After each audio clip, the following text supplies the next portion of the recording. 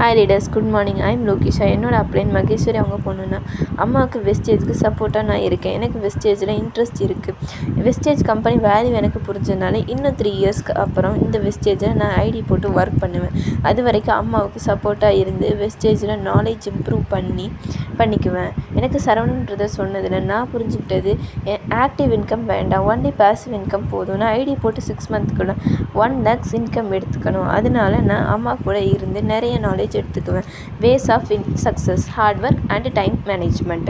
Heart work, ஐடி போட்டு சும்மா இருந்தால் நம்மளுக்கு ரிசல்ட் வராது. நம்ம ரொம்ப ஹார்ட் ஒர்க் பண்ணணும்.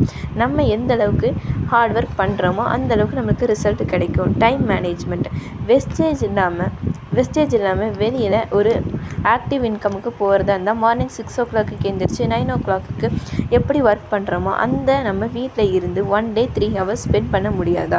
1 மணி meeting important, next 9 o'clock meeting very important. மீட்டிங்க்கு முன்னாடி நம்ம ஒர்க்கெல்லாம் முடிச்சுட்டு நோட் அண்ட் பென்னோட மீட்டிங்க்கு வரணும். எந்த டிஸ்டர்பும் இல்லாமல் டவர் இருக்கிற பிளேஸுக்கு வந்து மீட்டிங்க்கு வரணும். மீட்டிங்க்கு ரீசன் சொல்லாமல் அந்த டைமுக்கு மேனேஜ் பண்ணி வரணும். Thank you D.